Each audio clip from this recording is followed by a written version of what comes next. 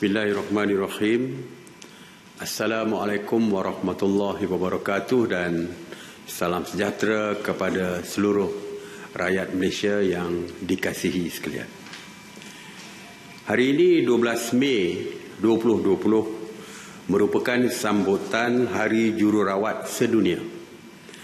Saya bagi pihak kerajaan ingin mengambil kesempatan untuk mengucapkan selamat menyambut Hari Jururawat Sedunia kepada seluruh jururawat di Malaysia.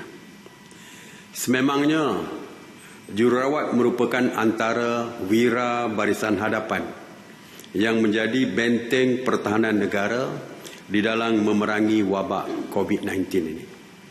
Sesungguhnya, jasa dan pengorbanan anda semua, terutamanya ketika negara berdepan dengan pandemik ini, adalah sangat dihargai dan tidak terbalas. Semoga sambutan Hari Jururawat Sedunia ini menjadi pemangkin semangat para jururawat untuk terus memberikan khidmat yang terbaik kepada seluruh rakyat Malaysia.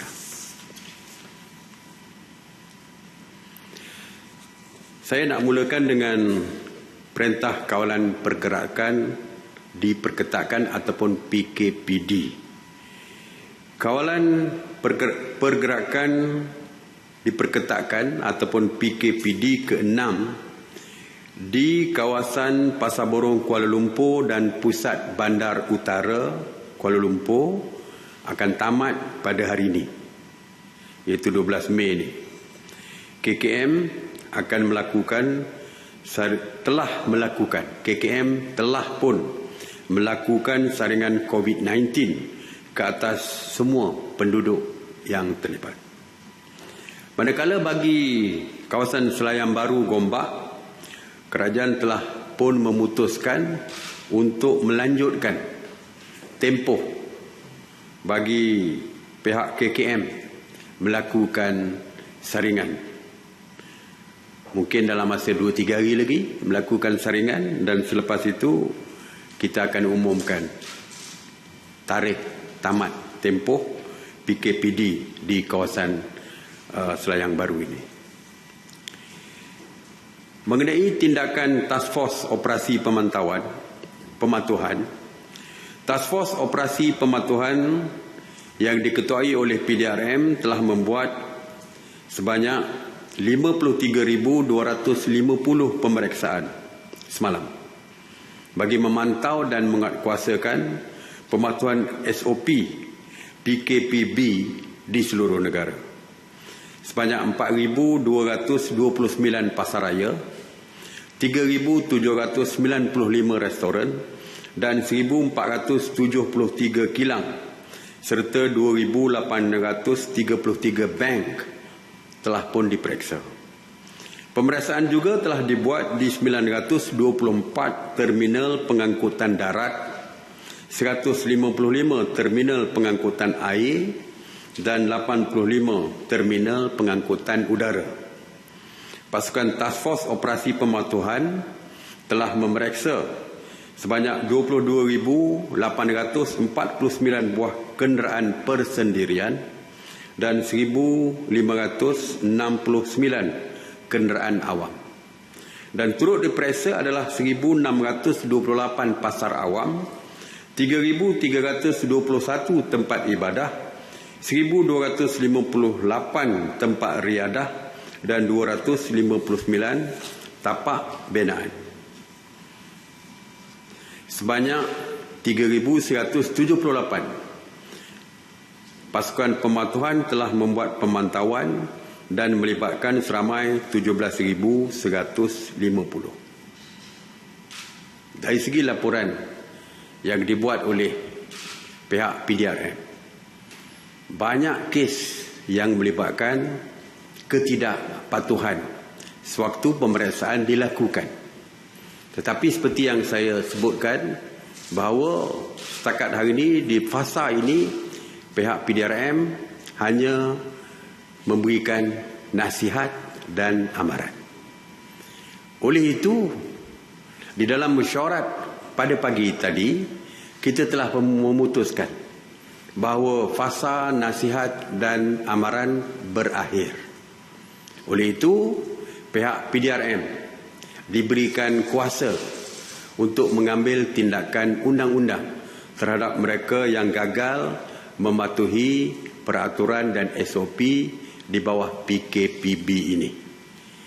Dan saya ingin ingatkan, di bawah Akta 342, di bawah peraturan kesalahan melanggar SOP dan peraturan di bawah Akta 342 ini, hukumannya compound RM1,000, dan jika dibawa ke mahkamah, hukuman RM1,000 maksimum atau 6 bulan penjara atau kedua-duanya sekali.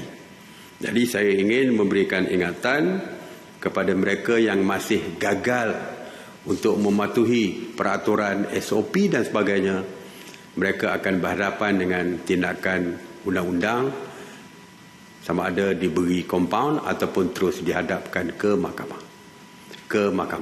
Jadi saya harap tolonglah patuh kepada setiap arahan dan SOP. Sebelum ini saya melaporkan tentang Gerak Malaysia ini dari segi jumlah kebenaran.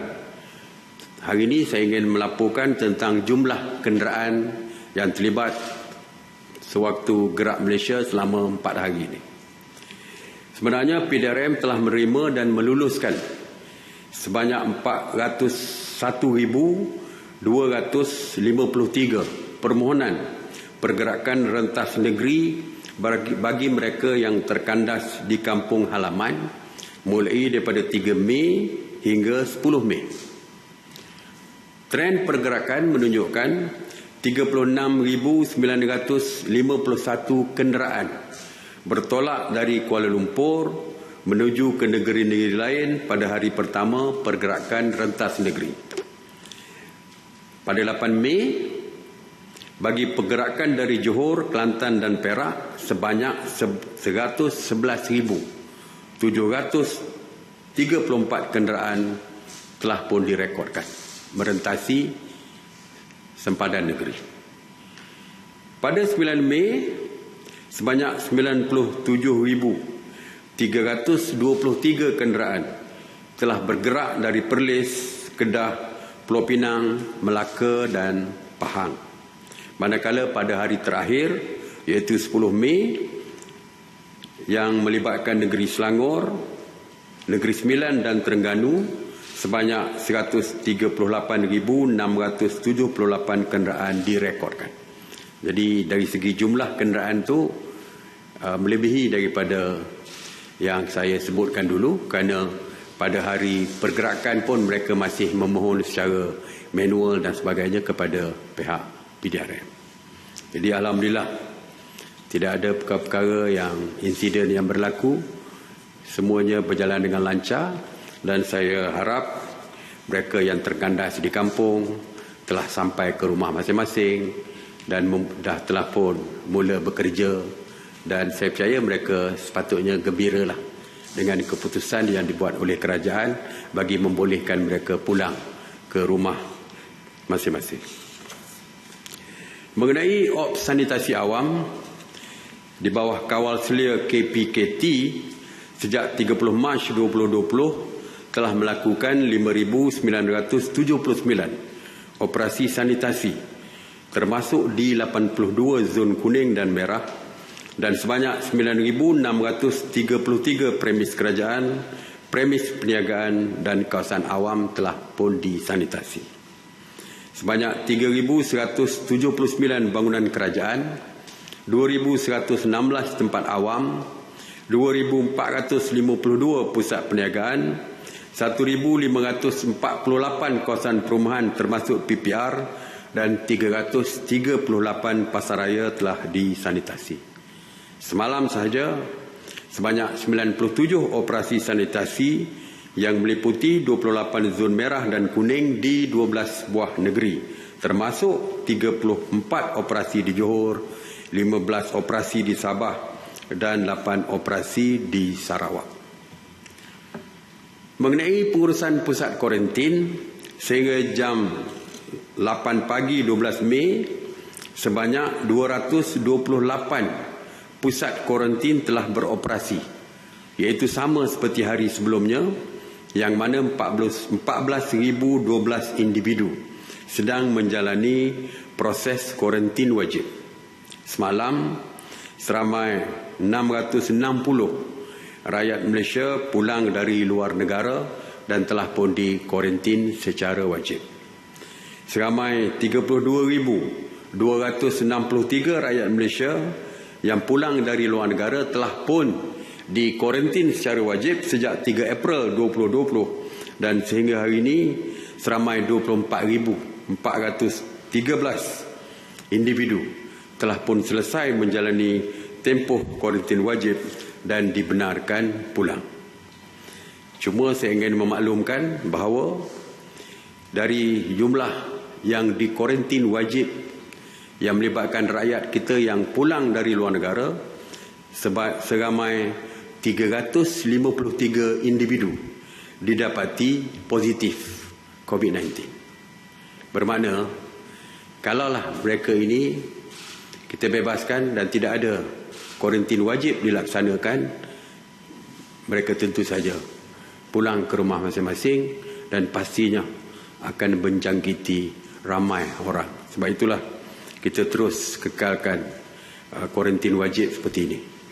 Mana-mana yang positif tu kita telah pun hantar mereka ke hospital-hospital. Mengenai berita palsu, saya ingin maklumkan sehingga 11 Mei, sebanyak 262 kertas siasatan telah pun dibuka oleh PDRM dan juga SKMM berkaitan dengan berita palsu mengenai COVID-19 ini. Daripada jumlah tersebut, sebanyak 179 masih dalam siasatan, manakala 29 kes telah didakwa di mahkamah dan 11 diberikan notis amaran dan telah mengaku bersalah. Melalui pasukan respon pantas ataupun PRP KKMM yang juga ditubuhkan bagi membantu membendung penyebaran berita palsu berkaitan COVID-19, sebanyak 273 penafian dan penjelasan mengenai berita palsu telah diperjelaskan kepada orang ramai oleh PRP ini. Orang ramai boleh terus menyalurkan maklumat kepada PRP di talian 0389115103 atau layari www.sebenarnya.my untuk menyemak kesahihan berita. So please cek kesahihan berita sebelum disebarkan. Tuan-tuan dan puan-puan sekalian, kadang-kadang kita lihat rakyat kita seolah-olah menganggap PKPB ini sudah tiada undang-undang yang dikenakan. Kita lihat ramai yang bebas merasakan kebebasan ini, kebebasan tanpa syarat, dan mula mengambil kesempatan untuk keluar beramai-ramai dan sebagainya. Ramai juga yang membawa anak kecil ke supermarket seperti yang saya sebutkan semalam. Semalam saya mendapat viral yang menunjukkan kesesakan di warung-warung di Kampung Pandan. Saya ingatkan itu fake. Jadi saya menghubungi Ketua Polis Negara, Tan Sri Ketua Polis Negara, suruh cek sama ada itu fake atau tidak. Rupa-rupanya benar. Berita benar, bukan berita palsu. Saya nak tekankan di sini bahawa saya dah sebutkan tadi, Undang-Undang 342, Akta 342 masih berkuat kuasa. Itu satu. Dan yang keduanya, apabila kita melonggarkan, kita mahu rakyat kita patuh kepada setiap peraturan yang dikeluarkan. Kerana bimbang akan berlaku kes-kes baru yang mungkin akan meningkatkan lagi jumlah COVID positif ini. Jadi saya ingin memberikan peringatan bahawa PKPB bukan boleh kekal terus sebagai PKPB, mungkin ianya boleh diperketatkan semula. Ini tertakluk kepada kepatuhan daripada rakyat yang kini menikmati sedikit kelonggaran. Kalau berlaku banyak ketidakpatuhan, bukan perkara yang mustahil. Akhirnya PKP seperti PKP 1, PKP 2, PKP 3 diperkenalkan semula. Jadi sebab itulah kalau kita ingin terus supaya PKPB ini dapat kita nikmati, dan akhirnya mungkin selepas itu mungkin PKP B pun boleh ditamatkan, ianya bergantung kepada pematuhan SOP dan peraturan oleh rakyat semua. Jika tidak mustahil kita akan kembali kepada PKP yang asal, yang akhirnya membataskan kembali pergerakan kita. Bagi saya lebih baik kita menikmati kebebasan walaupun bersyarat, dan seterusnya kita mungkin dapat kita tamatkan dan terus bebas, walaupun mungkin ada SOP yang akan diperkenalkan. Jadi terima kasih sekali lagi. Seperti biasa seruan saya, terus kekal di rumah bagi terus kekal selamat. Stay home, stay safe. Saya buka kepada soalan.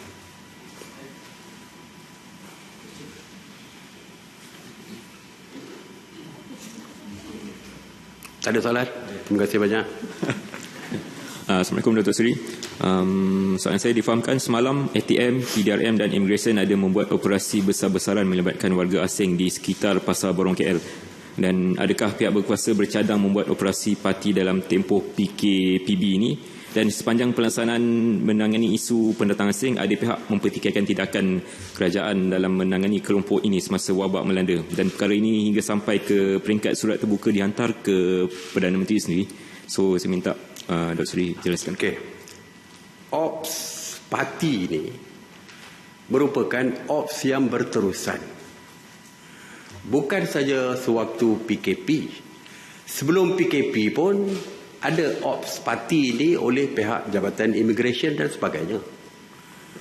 Sekarang waktu PKP. Dulu PKP 1, PKP 2, PKP 3. Sekarang PKPB. Ops parti berterusan. Dan saya percaya selepas tamat PKP nanti pun, ops parti juga akan berterusan. Jadi ops parti ini tidak ada kena-mengena pun dengan PKP. PKP biasa, PKP 1, 2, 3 ataupun PKPB ini. Jadi perkara biasa. Dan undang-undang mengenai kemasukan warga asing tanpa dokumen ke dalam negara merupakan undang-undang yang digunakan oleh seluruh negara di dunia ini.